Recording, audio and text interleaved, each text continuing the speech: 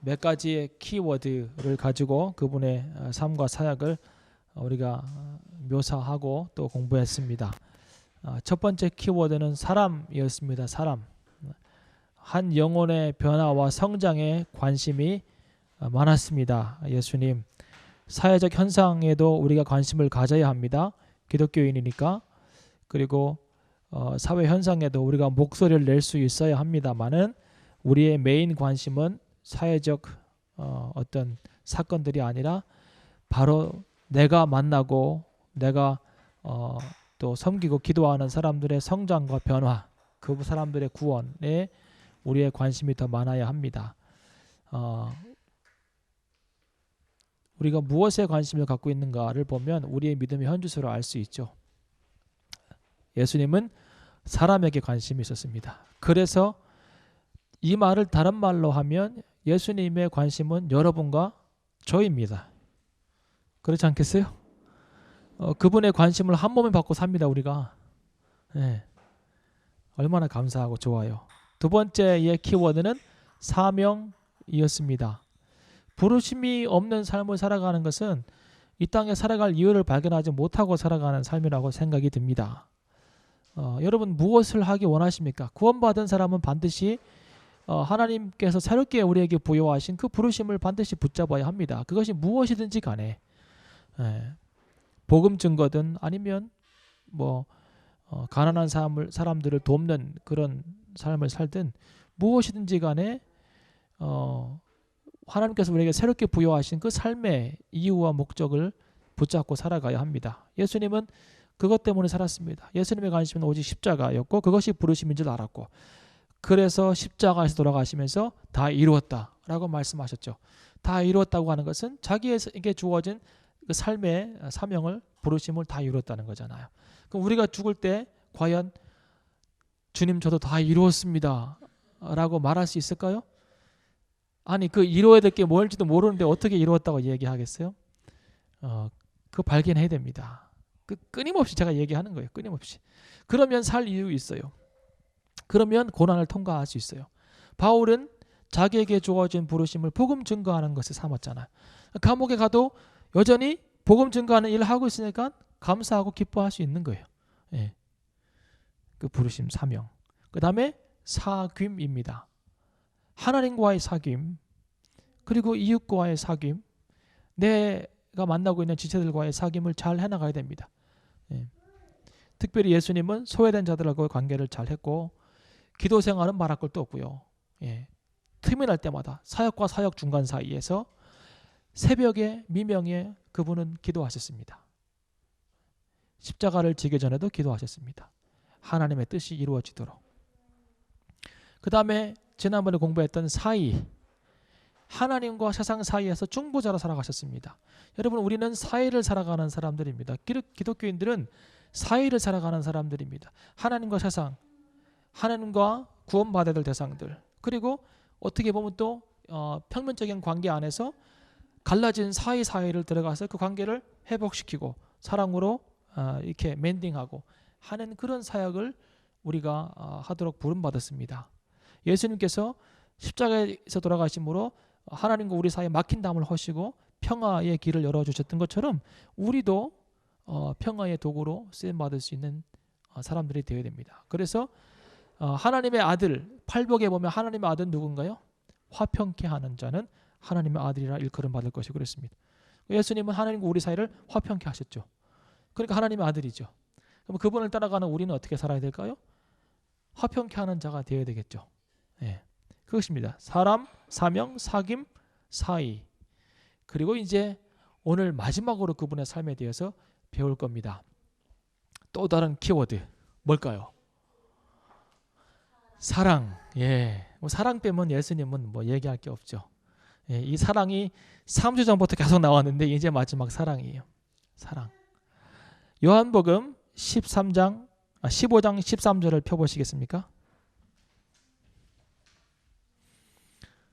요한복음 15장 13절. 저는 개인적으로 우리가 이 5가지 사자로 시작하는 이 예수님의 삶과 사역의 키워드만 지키고 산다면 아주 성공한 그리스도인의 삶이라고 생각하고 싶습니다. 승리하는 삶이고, 요한복음 15장 13절에 예수님께서 이런 말씀하셨습니다. 사람이 친구를 위하여 자기 목숨을 버리면 이에서 더 큰 사랑이 없나니 그랬습니다. The greatest love 예요. The greatest love.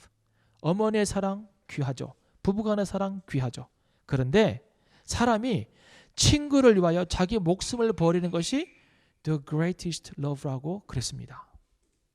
예수님께서 우리에게 보여주신 사랑은 그냥 일반적인 love가 아니라 the greatest love예요. 이것을 가장 잘 묘사하고 있는 것이 에베소서 6장 25절 이하의 부분이라고 생각합니다. 한번 펴보시겠습니까? 에베소서 6장 25절부터 보시면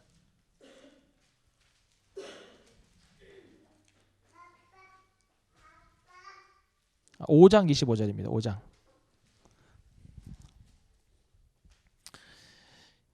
여기서 남편과 아내에 관한 이야기를 하고 있는데요. 그 남편과 아내의 사랑 안에 그리스도께서 교회를 어떻게 사랑하셨는지를 이야기하고 있고, 이 이야기 안에 있는 내용들을 잘 들여다보면 그리스도께서 어떻게 교회를 사랑하셨고 우리를 사랑하셨는지를 알 수 있습니다.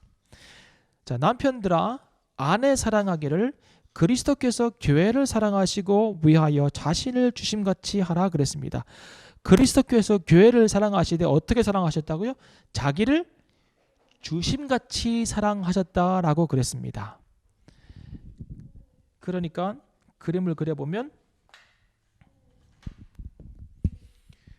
예수님께서 사랑을 하셨는데 이 사랑은 자기를 주는 사랑이었어요. 이 사랑을 받은 것이 무엇입니까? 누구입니까? 여기는 뭐라고 써 있습니까?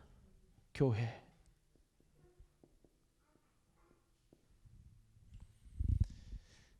자, 그런데 실제로 교회가 언제 태어났습니까? 교회가 언제 탄생했습니까? 이거는 십자가죠, 그죠? 십자가 때 교회가 존재했습니까? 아니죠. 십자가 이전에 교회가 존재할 일은 더 없고, 그죠? 부활하신 다음에 40일을 지내시고 열흘 동안 기도해서 뭐가 왔을 때요? 오순절에 와서 성령이 임하시고, 그래서 뭐가 생겨납니까? 교회가 생겨나죠. 예수님께서 십자가에 돌아가실 때 사랑하실 때는 아직 교회가 없습니다. 그런데 예수님은, 성경은 그리스도께서 교회를 위해서 자기를 주셨답니다. 여기에 엄청난 비밀이 담겨져 있습니다. 제 생각에는. 여러분, 우리가 예수님께서 십자가에 지실 때 우리는 이미 교회가 아니었고요. 우리는 뭐였습니까? 예수님께서 십자가를 지시고 사랑을 표현하실 때 우리는 교회였습니까? 아니요, 교회가 아니었어요. 우리는 뭐였습니까? 로마서 5장 8절 한번 보세요.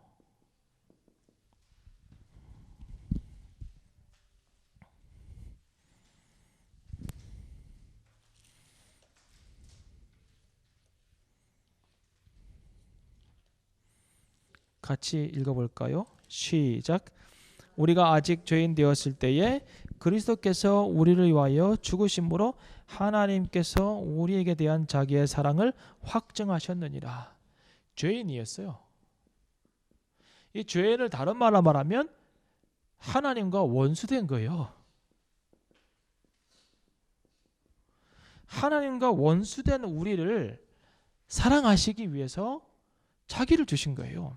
원수를 위해서 사랑을 베푸셨고 그 사랑의 행위는 자기를 주는 것이었습니다. 다른 말로 말하면 사랑받을 자격이 없는 사람한테 하나님은 사랑을 주셨는데 그 사랑의 방법은 자기 아들을 주는 거였어요. 이 사랑이 이해가 됩니까? 이 사랑이 이해가 되면 우리가 예수님 떠날 생각을 할 수 있을까요? 할 수 없어요. 할 수 없어요. 우린 너무 많이 들어가지고 이게 그냥 공식화됐어요. 우리가 아직 죄인 됐을 때 그리스도께서 우리를 위하여 죽으심으로 하나님께서 자기에 대한 우리의 사랑 확증하셨느니라. 하나님이 세상을 이처럼 사랑하사 독생자를 주셨으니 뭐 이렇게 줄줄줄 외우면서 아예 공식화되어 버려가지고 이 사실 자체가 우리에게 어떤 감동과 감화로 다가오지 않아요. 이제는 사랑받을 자격이 없는 사람에게 사랑을 베풀었다니까요. 그래서 주신 다시 에베소서로 돌아가면 우리가 얼마나 하나님 보시기에 온전치 못했냐면 26절을 보세요. 자기를 주셨는데 자기를 주시고 이제 사랑을 시작하시려고 자기를 주셨는데 주신 것 가지고 아직 우리가 형편이 사랑을 해나갈 형편이 안 되는 거예요. 우리가 죄인이기 때문에. 그래서 뭐예요? 26절을 보세요. 이는 곧 물로 씻어 말씀으로 깨끗하게 하사 거룩하게 하시고, 이런 작업이 필요한 거예요. 씻고 깨끗하게 하고 거룩해 하고. 조금 비유가 맞을까 모르겠습니다만은 조선시대 임금님이나 왕자라고 합시다. 왕자가 가마를 타고 이렇게 한양거리를 나와서 다리를 건너서 이제 강남이나 강북에서 뭐 이렇게 이제 거기 건너가는데 저 멀리를 바라보니까 거짓대 중에 한 여자아이가 있는 거야. 한 여자아이가. 근데 보니까 그 아이가 뭐 거지니까 뭐 임금 왕자가 뭔 상관이 있겠어요. 그냥 지나가면 되는데 그 아이가 그냥 사랑스러워 보이는 거죠. 근데 사랑이 시작될 수 있어요, 여기서? 사랑이 시작될 수 있나요? 있어요? 드라마를 너무 많이 보셨네. 현실적으로 불가능하잖아요. 어떻게 이게 가능해요? 신분의 차이가 하늘과 땅인데. 이 거지는 뭐예요? 그냥 평민도 아니야. 이거는 완전히 천민 중에 천민이잖아요. 사랑이 시작될 수 있어요? 없어요. 근데 이 왕자가 의지를 가지고 그 사람을 불러옵니다. 꾀저지하고 냄새나고 아무것도 모르는 애예요. 아무것도 몰라 얘는. 근데 궁궐로 데려옴을 받고 거기에서 씻김을, 그리고 단장을 시키고, 그리고 옷을 입혀서 자격을 갖추어서 데려와 보니까 이뻐요. 이쁜 거예요. 뭐가 필요한 거예요? 씻기고 깨끗하게 거룩하게 하는 이 작업이 필요한 거예요. 그럼 왜 예수님은 이런 수고로운 사랑을 할까? 그렇잖아요. 아니, 사랑받을 수 없는, 자격이 없는 우리를 자기를 주시고, 게다가 우리를 씻기시고 깨끗하게 하시고 거룩하게 하셔서 자격을 얻게 하시고, 왜 이런 사랑을 하실까 이 말입니다. 왜 이런 사랑을 하실까? 엄청나게 손해보는. 그러니까 왜 이런 사랑을 하니까 왜 사랑하냐고. 사랑해서 그렇다고요? 왜 이런 사랑을 하냐니까요. 왜 우리를 사랑하냐고요. 왜 우리를. 이건 이해할 수 없는 거예요. 이건 이해할 수 없어요. 여러분, 하나님과 교회의 관계, 아니면 하나님과 성도의 관계를 잘 표현한 책 두 권이 있습니다. 성경에. 하나는 호세아예요. 또 하나는 아가서예요. 아가서. 그 아가서에 보면 솔로몬이 술람미 여인을 사랑합니다. 근데 술람미 여인은 어떤 여자예요? 이 술람미 여인은 아주 볼품없는 여자예요. 포도원에서 일하고요. 가축치고 피부가 거먹고 그런 여자예요. 누구도 거들떠보지 않고 더더욱 누구의 뭐 이렇게 총애를 받을 만한 그런 여인은 아니에요. 절대로. 근데 솔로몬이 그 여자를 사랑해요. 솔로몬이 사랑한 게 아니라 하나님 아버지의 사랑이 전혀 사랑받을 것 같지 않은 우리에게 임하는 것을 이야기를 통해서 보여주는 거라고 생각이 듭니다. 왕의 신분으로 사랑할 만한 조건이 없는데 솔로몬은 그 술람미 여인을 사랑합니다. 우리 하나님은 그냥 왕이 아니에요. 만왕의 왕이십니다. 그 만왕의 왕, 그 솔로몬보다 더 높은 만왕의 왕이신데 우리는 솔직히 보면 슬라미 여인보다 더 자격이 없는 사람들이에요. 그러니까 간격은 더하겠죠. 솔로몬하고 술람미 여인이 사랑했던 그 정도의 그 간격 차이보다 그 신분 차이보다 더 큰 신분의 차이를, 더 큰 어떤 거룩함의 차이를 느끼는 것이 하나님과 우리 사이였어요. 그런데 하나님이 우리에게 사랑을 걸어오셨다 이 말입니다. 왜 이런 사랑을 할까요? 왜 이런 사랑을? 이제 서론을 이렇게 했고, 이제 중요한 건 지금부터 왜 이런 사랑을 하신다 이 말입니다. 하나님이. 이 에베소서 6장에 보면 6장 27절에 나와 있습니다. 자신을 주고 물로 씻기고 깨끗하게 하고 우리를 거룩하게 하는 것은 뭐 때문에 그런 거예요? 27절에 뭐라고 나와 있어요? 자기 앞에서 뭐로 세우기 위해서요? 영광스러운 교회로 세우기 위해서 그래요. 영광스러운 교회로. 그냥 교회가 아니라 영광스러운 교회.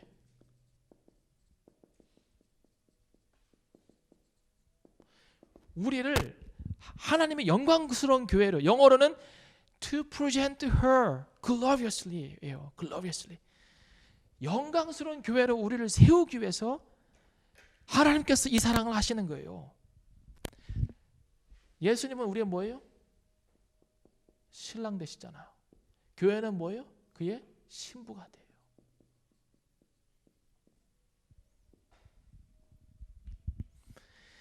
신랑 되신 예수님께서 우리 신부를, 이 아까 제가 얘기했던 것처럼 그 왕자, 조선시대 왕자 하나가 거지 여인을 데려와 가지고 씻기고 깨끗하고 거룩하게 해서 예쁘게 만들어 놔서 이 여자가 나의 신부라라고 얘기할 수 있을 자격을 갖추게 하는 것처럼 예수님께서 이 사랑하신 이유는 죽어있던 우리를 살려주시고 죄가 있던 우리를 깨끗하게 하고 씻기게 하고 거룩하게 하사 영광스러운 교회로, 예수님의, 우리 신랑 되신 예수님의 신부되기에 조금도 부족함이 없는 모습으로 우리를 세우기 위해서 이 사랑을 하신 거예요. 이해가 됩니까 이것이? 여러분 생에서 가장 행복했던 날이, 가장 예뻤던 날이 언제예요? 예? 예? 예수님 알았던 날이요? 여러분들이 연예인처럼 바뀌었던 날이 한 날 있어요. 여러분 생에. 결혼식 날이에요. 결혼식. 예. 어떻게 결혼 안 하신 분이 제일 잘 아실까? 꿈꾸고 있어요. 그날 여러분은 제일 이뻤어요. 그날 여러분 제일 이뻤다고요. 예. 가장 예쁘고 가장 연예인 같았고 가장 아름다운 옷을 입고, 예. 사람들이 다 예쁘다고 했던 그날이 여러분 결혼식이었다고요. 그 결혼식 날에 아름다운 신부로 단장해서 신랑 옆에 서는 것처럼 우리 예수님께서 여러분을 그 누구에게 내놔도 자랑스러운 신부로 세워주시기 위해서 이 사랑을 한 거예요. 부족함이 없도록 만들어주시기 위해서, 흠이 없도록, 냄새나지 않도록, 지저분하지 않도록 하시기 위해서, 그리고 그뿐만 아니라 아름답게 단장된 모습으로 흠 없이 점 없이 그렇게 거룩한 세마포 입은 거룩한 정결하고 깨끗한 영광스러운 신부로 세우시기 위해서 우리 예수님이 이 사랑을 우리에게 하신 거라고요. 자격이 없음에도 불구하고 사랑을 시작하시고 자기를 주시고 씻기시고 깨끗하게 하시고 거룩하게 하셨습니다. 이 땅에서 우리가 살아가는 이 시간은요, 우리가 그 신부로 단장되는 시간이에요. 어느 한 날 예수님 이 땅에 오시면 그러면 우리는 혼인잔치에 들어가잖아요. 예. 그때 준비하면 돼요, 안 돼요? 그때 준비할 수 없어요. 그러면 준비되는 시간은 언제예요? 예수님 오시는 그때와 내가 지금 살아가고 있는 이 사이 중간이잖아요. 그러니까 여러분 지금 뭐 하고 있는 거예요? 예수님의 신부로 단장하고 있는 거예요. 그 에스더서를 보면 에스더가 왕 앞에 나아가기 위해서 몇 년을 보내요? 시간을 1년을 보내요. 6개월은 뭐 하는데 보내요? 정결케 하는데 보내요. 나머지 6개월은 뭐 하는데 보내요? 아름답게 치장하는데 보내요. 그리고는 왕 앞에 나가요. 시간이 있어요. 시간이 필요한 거예요. 그냥 막 나가는 게 아니에요. 예. 여러분 예수님 이 땅에 오십니다. 우리를 영광스러운 교회로 신부로 세우기 위해서 이런 사랑을 해주셨고 이제 언젠가 오셔서 우리를 맞이해 주실 것입니다. 그때에 여러분 이번의 모습은 정말 이번에 의도한 대로 영광스러운 교회의 모습으로 세워져 있어야 해요. 흠없이 점없이 깨끗한 세마포 입고 거룩하게 정결하게 세워져 있어야 해요. 지금 우리가 왜 살아가요? 이 땅에서 그 신부로 준비되기 위해 살아가고 있는 거예요. 그 신부로. 근데 우리는 고멜처럼 왔다 갔다 하죠. 남편의 집과 세상을 왔다 갔다 하면서 이 남자 저 남자 품에 안겨서 사는 것처럼, 고멜이 그랬던 것처럼, 하나님 예수님의 사랑 그 하나면 되는데 그렇지 못하고 왔다 갔다 하면서 사는 것이죠. 그런데요, 그렇게 살면서 우리 자신을 우리가 알잖아요. 그리고 어느 날 너무나 자격 없는 내 자신을 보면서 우리가 뭐라 해요? 하나님, 내가 여전히 사랑받을 자격이 있나요? 이런 얘기 하잖아요. 그래요, 안 그래요? 그런 얘기 해보셨어요? 나는 해봤어요. 하나님, 여전히 내가 사랑받을 자격이 있나요? 근데 아직 이 자격을 얘기하는 것은 아직 우리가 모르는 소리 하는 거예요. 원래 자격이 없을 때 사랑이 시작된 거예요. 원래 자격을 따지지 않아요. 예수님은 다시 오라는 거예요. 그 보리를 팔아서 다시 고멜을 사오는 그 호세아처럼, 예수님은 십자가에 돌아가시면서 우리를 다시 사오시는 거예요. 그리고 그 사랑은 지속적으로 영원해요. 우리가 뭘 잘못해서 죄를 진다고 해서 그 사랑이 끊어지는 게 아니에요. 예수님의 우리 신부 만들기 위한 프로젝트는 우리가 자격이 없을 때 시작되었고 지금도 자격이 없음에도 불구하고 진행되는 거예요. 진행되는 거예요. 그 프란츠 리스트라고 하는 아주 유명한 그 헝가리안 작곡가가 있어요. 피아노도 잘 쳐요. 프란츠요. 프란츠 리스트.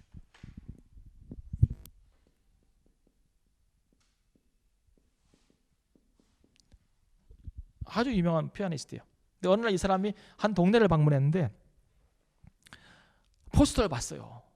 근데 포스터가 뭐냐면 어떤 한 여자분이, 소년지 하여튼 젊은 처녀가 자기 곡을 프렌치 리스트의 곡을 연주한다고 써 있고 그 밑에 자기가 그 프렌치 리스트의 제자라고 딱 써 있어요. 근데 이 사람이 알아요, 몰라요? 자기가 가르쳐준 사람 중에 이 사람은 없어. 그럼 어떨까요? 어떤 사람인가 궁금하기도 하고 쥐가 왜 나 사칭해? 이런 마음도 있을 거 아니에요. 그런데요, 그 포스터를 붙이고 연주회를 준비했던 그 여자도 이 사람이 그 동네에 온 줄 알아. 그러니까 여러분이 그 사람이라면 어떻겠어요? 모르고 할까? 아유 그냥 눈 감고 해? 아니면 어떻게 할까를 고민하다가 이 사람이요, 연주회 바로 전날 그 여자가 이 사람 만나러 가요. 가서 무릎을 꿇어요. 근데 누구냐고 물어봐요. 그랬더니 아마 당신이 이 도시에서 벌써 포스터를 봤을 거라고. 그랬더니 당신이 그 피아니스트입니까? 라고 물어봐요. 프렌치 리스트가. 그래서 그렇다고, 정말 죄송합니다. 제가 너무 가난하게 피아노를 배웠고 지금도 가난해서 연주회를 열어서 생활에 좀 보탬을 가지려고 했고 또 내 명성도 드러내기 위해서 이런 독주회를 계획했습니다마는, 당신 곡을 연주하는 것은 맞습니다마는 나는 당신의 제자가 아닙니다. 죄송합니다. 라고 고개를 푹 숙이고 울어요. 그 앞에서. 그러니까 이 리스트가 훌륭한 사람이에요. 일어나서 그러면 피아노를 한번 쳐보라고, 내 곡을. 그랬더니 이분이요, 제가 정말 쳐도 괜찮겠습니까? 그래요. 그랬더니 쳐보라고, 내가 만든 곡이니까 쳐도 괜찮다고. 그래서 그 여자분이 앉아가지고 생애에서 가장 정말 행복하게 그 작곡가 앞에 치는 거니까 최선을 다해서 처음부터 마지막까지 연주를 쫙 해냅니다. 다 듣고는 1번 악장에서는 이것을 이렇게 연주하면 좋겠고 2번 악장에서는 이렇게 해서 이렇게 연주하면 좋겠고, 그래서 그 곡마다 자기가 작곡했으니까 그 곡을 더 풍성하게 만들어내기 위해서 이야기를 해줘요. 예. 그리고는 다시 앞에 서라고 그래요. 그래서 뭐라고 하는지 아세요? 내가 당신을 지금 몇 군데 알려주었기 때문에 당신은 내 제자입니다. 라고 얘기를 해줘요. 그리고 뭐라고 하는지 아세요? 내일 그 자리에 제가 미리 가 있겠습니다. 그리고는 마지막 악장은 제가 당신의 독주회를 더 빛내기 위해서 제가 직접 연주해 주겠습니다. 그래요. 그리고 그 연주회에서 그 모든 일들이 다 발생을 해요. 그 이야기를 들으면서 이런 생각해 봤어요. 이분이요, 자격 없는 사람에게 자격을 부여해요. 그죠? 자기 제자가 아니었잖아요. 자격을 부여. 그리고 그 자격을 의심하는 사람들이 있었을까요? 없었을까요? 있었죠. 그런데 그 자격을 의심하는 많은 사람들 앞에서 내 제자라고 친히 증명을 해주는 거예요. 연주해 줌으로 관계를 증명해 주는 거죠. 저는 이것이 예수님께서 우리에게 하시는 일이 아닐까 생각을 합니다. 그분이 자격을 부여해 주시면 우리는 신부가 될 수 있어요. 근데 예수님은 우리가 그분의 영광스러운 신부가 되기 원합니다. 신부의 수준에 이르러야 돼요. 여러분, 신랑을 만나서 결혼하려면 신부도 그 수준에 이르러야 될 거 아니에요. 신부 어디 있어요? 예, 신부. 예.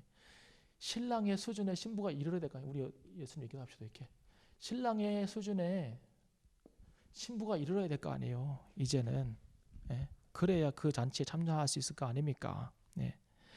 그 신부된 교회가 신랑의 수준에 이르는 것이 정결한 것이고 성숙한 거예요. 성숙해야죠.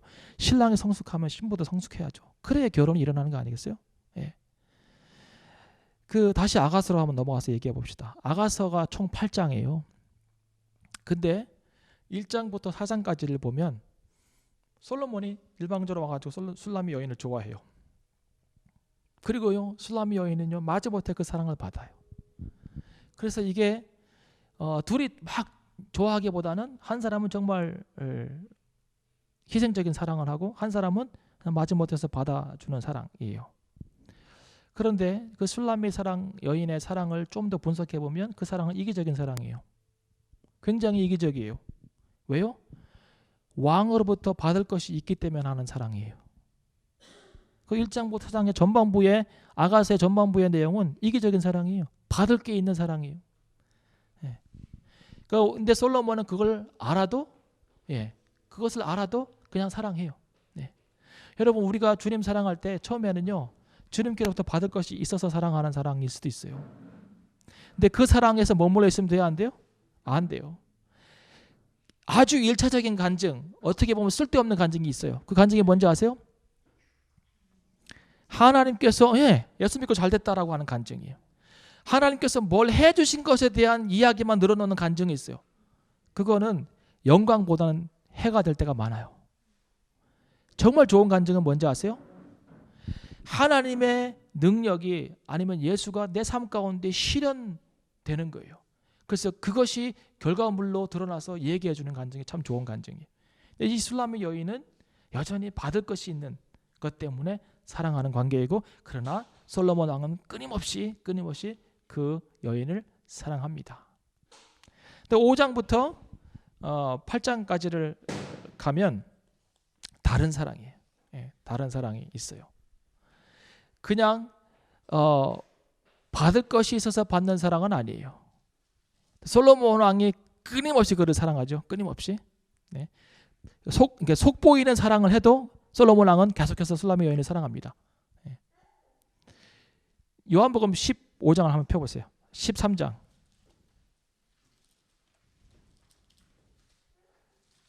13장 1절.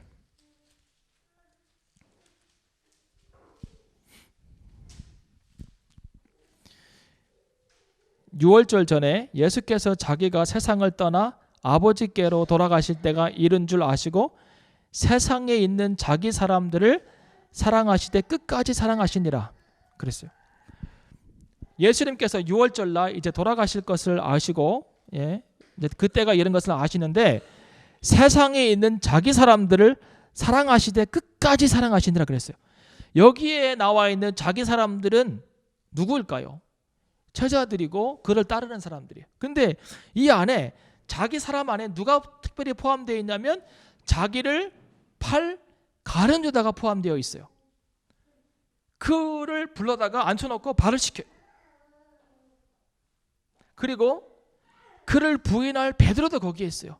앉으라는 거예요. 내가 너를 섬기고 내가 너를 사랑하고 내가 너를 발 씻겨주겠다는 거예요.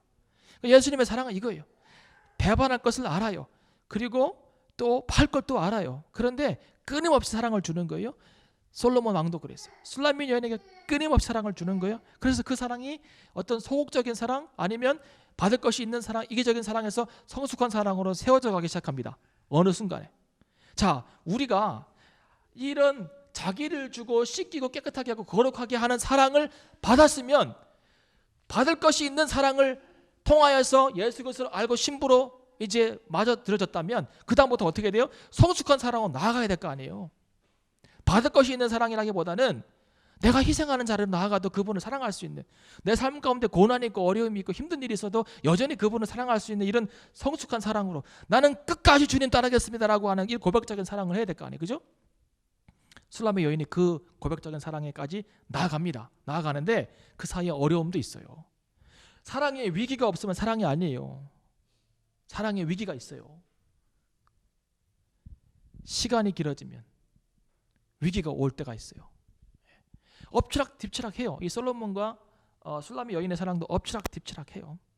감정적인 막 그런 어떤 변화도 생기고 어느 한날은 솔로몬이 와가지고 문을 두드리잖아.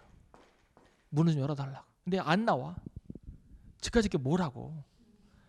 안 나와요. 안 나오다가 그 안에서 가만히 있다가 또 이제 나중에 그를 보고 싶어서 문을 열고 확 나왔는데 신랑은 가버려고 울고 그런 것도 나와요 안에. 예. 그러니까 이제 우리가 주님을 따라가고 주님께서 우리를 사랑하신 것을 알고 그래서 그분이 주신 은혜도 감사하고 이렇게 이제 시작하다가 어느 순간에 되면 권태기와 시련과 어려움의 시간이 와요. 그 사이에 뭐가 오냐면 또 유혹이 와. 유혹이. 얼마나 많은 것들이 우리를 꿰는지 몰라요. 꿰요. 예. 예수만 신랑이냐 그만 좋은 신랑이냐, 야 그가 좋은 신랑이면 니를 고난감 놔두면 안 되지. 예. 하면서 온갖 좋은 것들을 오퍼하는 다른 신랑들이 있다고요. 여기 주변에 다른 남편들이 있어요. 그 남편을 따라가는 거예요. 누구는 아파트 준다 따라가고, 누구는 뭐 준다 따라가고, 누구는 뭐백 준다 따라가고, 다 따라가는 거예요. 그 유혹을 못 견뎌 넘어가는 거예요. 근데 술람의 여인은요 끝까지 그 사랑 안에 뭐하면서 성숙한 사랑으로 나아가요. 온갖 유혹과 온갖 시련과 많은 문제들이 있지만 그 사랑을 극복하고 신랑에 걸맞는 수준의 성숙한 사람으로 세워가는 비결이 뭔지 아세요? 아가서 8장을 보시기 바랍니다.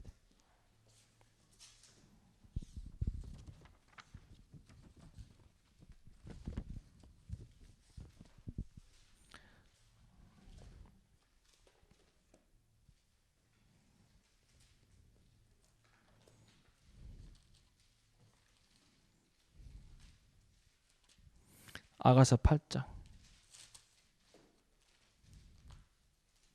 6절 7절 너는 나를 인같이 마음에 품고 도장같이 팔에 두라.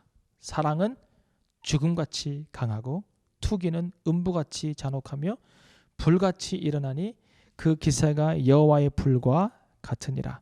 이 사랑은 많은 물이 꺼지지 못하겠고 홍수라도 엄몰하지 못하나니 사람이 그 온 가산을 다 주고 사랑과 바꾸려 할지라도 오히려 멸시를 받으리라 그랬습니다.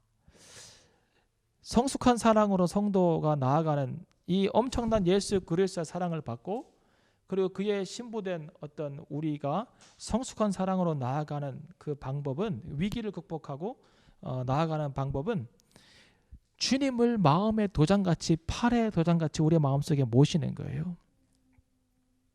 주님을. 이 도장이라고 하는 단어, 인이라고 하는 단어는 잘못된 번역이에요.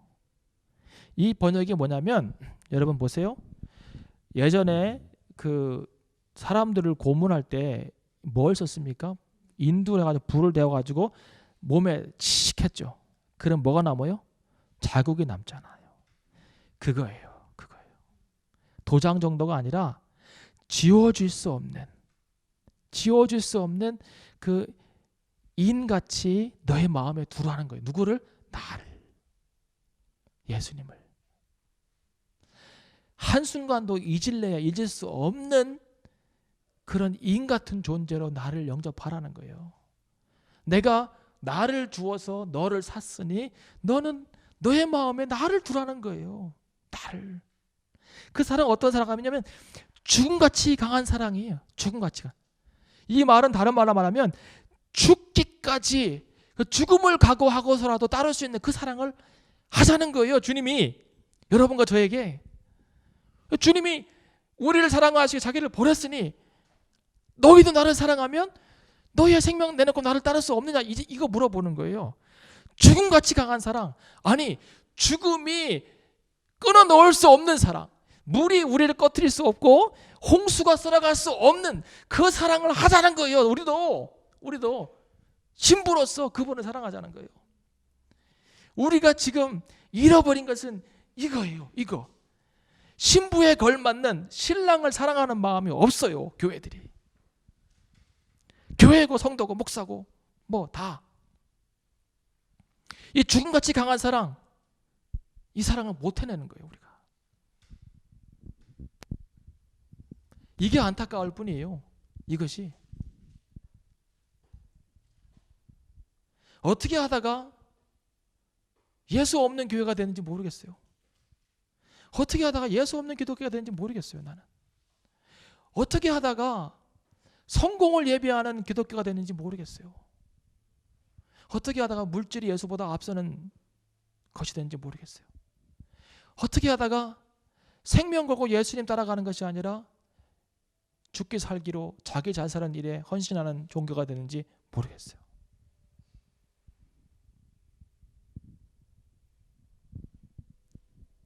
이 죽음보다 강한 사랑을 해야 돼요.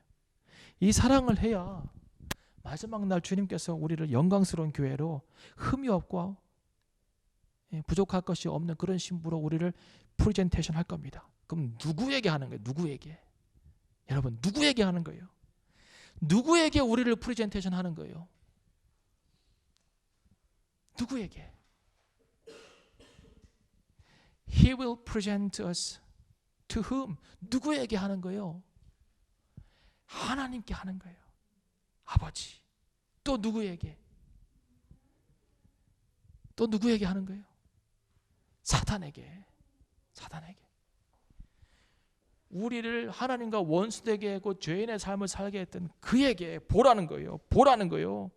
나의 죽음이 헛되지 않음을 보라는 거예요. 내가 죄인된 사람들을 사랑해서 교회로 세우고 그 교회를 나의 영광스러운 신부로 세워놨으니 이 아름다운 신부를 보라는 거예요. 좀 보라는 거예요. 예수님 자랑스럽게 해드려야 돼요. 우리가 마지막 때에. 사탄이 여전히 너희의 신부될 사람들은 저렇다라고 얘기하면 안 되잖아요. 이 죽음이 헛되잖아요. 그러니까 우리 김정일 집사님이 염수경 집사님을 내 신부입니다 아버지 어머니 라고 자랑스럽게 그 얘기 못하면 결혼하면 안 돼. 여러분, 누구라도 자기 배우자를 자기 부모에게 소개할 때 아버지 어머니 제가 사랑하는 최고의 여자를 데려왔습니다 이래야지. 아버지 좀 보실래요? 좀 그런데? 그럼 되겠어요?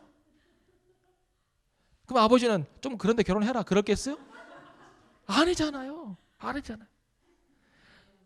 하나님께 자기를 이 땅에 보내서 아름다운 교회로 세운 그 신부를 보여드려. 아버지 나의 영광스러운 신부예요. 여기 있어요. 아버지의 사랑이 헛되지 않았어요. 흠이 없어요. 점이 없어요. 죄인이 아니에요. 씻겼어요. 깨끗해졌어요. 정결해졌어요. 내 신부예요 아버지 얘기할 수 있어야 되잖아요. 그 결혼을 반대했던 사단에게도 봐라 너희가 얘기하던 그 여자가 아니다. 굴다리 밑에서 거지들과 같이 먹던 그 여자가 아니다. 내 신부다라고 자랑스럽게 얘기할 수 있어야 되잖아요. 근데 우리가 준비가 안 되고 성숙한 사랑은 못해. 죽임 같은 이 사랑을, 강한 사랑을 못하고 있다고요. 못하고 있다. 얼마나 우리의 사랑이 다른 데로 막 나눠져 있는지 그게 안타까울 뿐이에요. 그럼 왜 주님이 자기를 주어서 다시금 우리를 신부 삼아 교회를 만들어 주시고 이렇게 우리를 하나님 그 예수님과 하나 되게 했을까요? 왜? 그 비결이 다시 에베소서로 돌아가면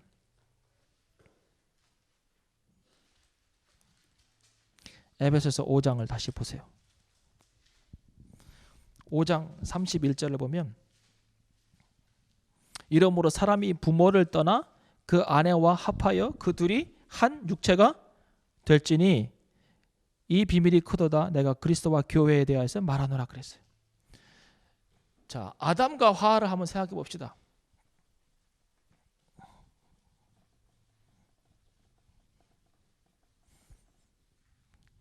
아담과 하와 관계를 보세요. 아담, 하와 하고 예수 그리스도와 교회를 생각해 봅시다. 이 둘이 각각 부모를 떠나서 뭐가 됐어요?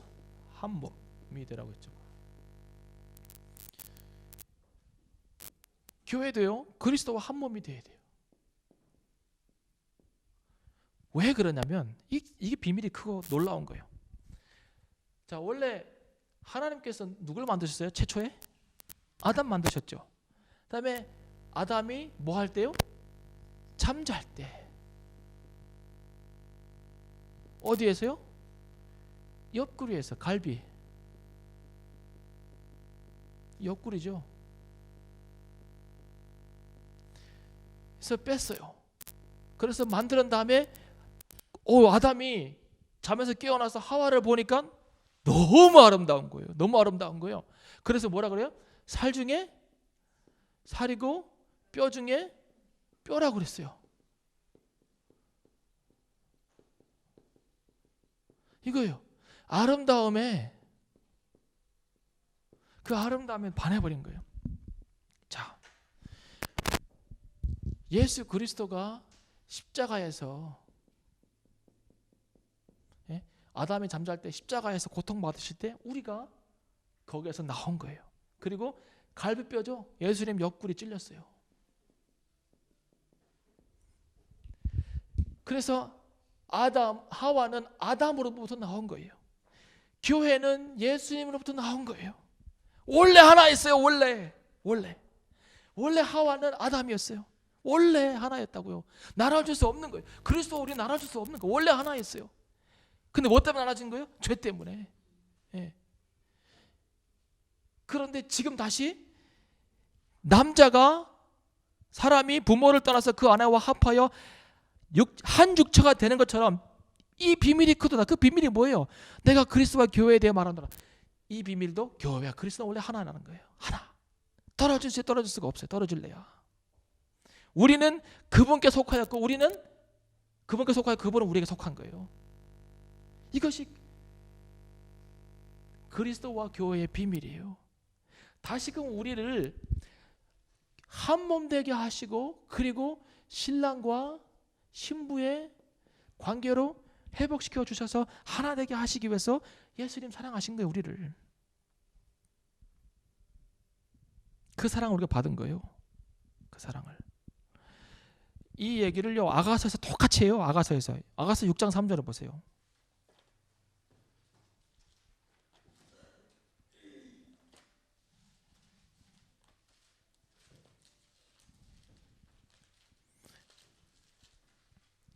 나는 나의 사랑하는 자에게 속하였고 나의 사랑하는 자는 내게 속하였다 그랬어요. 이 말이 그 말이에요. 예수님은 교회에 속했고 교회는 예수님께 속한 거예요. 한 몸이에요. 뗄 수 없어요. 같이 가야 돼요. 같이. 자, 이 놀라운 사랑을 받은 우리는 그러면 예수님 닮아가려면 우리는 어떤 삶을 살아야 할까요? 예수님처럼. 우리도 죽음 같은 사랑을 해야 돼요. 우리도 성숙해져야 돼요. 예수님께서 마음껏 우리를 프레젠테이션 할 수 있을 때까지 자라야 돼요. 노력해야 돼요. 정결해야 돼요. 거룩해져야 돼요. 우리도 그 사랑을 해야 돼요. 받아들여야 해요. 또 우리도 누군가의 이런 희생적인 사랑을 보여줘야 해요. 사랑은 어떻게 보면 예수님께서 보여주신 사랑은 높은 자가 섬기는 거예요. 은혜로 풍성한 자가 씻기는 거예요. 그리고 말씀의 깊이를 아는 자가 무릎 꿇는 사랑이에요. 이 사랑을 해야 돼요. 우리 이기성 집사님께서 말씀해 주셔가지고 제가 박효진 장로님의 간증을 봤어요. 이분은 살아계신 성자예요. 진짜. 그냥 뭐 교도소에서 일하시는 분 정도가 아니라 제가 보니까 부끄러웠어요. 목사로서. 근데 그분이 얘기한 것 중에 하나는 교도가 높잖아요. 근데 죄수 앞에 무릎을 꿇는 거예요. 뭐 때문에? 이 사랑의 원리를 알면 그냥 죄수건 뭐 누구 내가 신분이 뭐든 간에 그 앞에 무릎 꿇을 수 있어요. 그리스도의 사랑을 느끼기 위해서. 그 중에 한 것 중에 하나 기억나는 게 있어요. 이 죄수는 자기를 위해서 눈물 흘려주는 사람을 본 적이 없는 거예요. 이 사람 평생 동안. 근데 면담하다 보니까 참 악한 놈이야. 더러운 놈이고 정말 추잡한 놈이고. 근데 그의 이야기를 들으면서 자기 마음이 브레이킹 된 걸 느꼈어요. 그리고 눈물을 안 보이려고 감추는데 들켰는지 안 들켰는지 그날은 몰랐는데 그 다음 날 주임님 나 때문에 울은 거 맞죠? 이 아이가 그 사람 발을 붙잡고 대걸대걸 굴르면서 어제 나 때문에 울은 거 맞죠? 어제 나 때문에 울은 거 맞다고 얘기해 주세요. 네. 왜냐하면 이 사람은 자기 때문에 우는 사람 본 적이 없는 거예요. 근데 이 교도관이 나쁘다고 생각했던 교도관이 자기를 때리고 막 이렇게 감시하고 이런 사람이라 생각했던 이 교도관이 자기 같은 죄수한테 연민의 사랑의 아픔을 느끼면서 눈물을 잠깐 보였다고 하는 그 사실에 이 죄수는 이 사람은 엄청 감동을 한 거예요. 그리고는 그 사람이 막 다리를 붙잡고 막 뒹굴면서 울면서 나 때문에 울었다고 얘기해 주세요. 그래 내가 너 때문에 울었다. 그래서 껴안고 복음 증거하고. 그래서 자기가 잠깐 흘린 그 눈물 한 방울이 이 사람을 변화시켰다고는 간증을 해요. 사랑은 그거예요. 네. 많은 말로 하는 게 아니고 내 안에서 진심으로 그 사람을 위해서 울어주고 그리고 그것 때문에 내가 무릎 꿇을 수 있고 사랑할 수 있고 내 신분과 내 지위와 내 감정과 상관없이 그렇게 할 수 있는 게 사랑이에요. 예수님도 그런 사랑 보여주셨어요. 뭐 때문에? 우리를 얻기 위해서.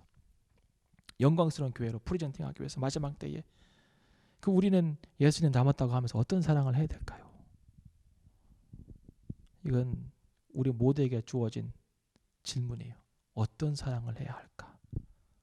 어떤 사랑? 여전히 자존심 세우는 그런 사랑을 해야 될까요?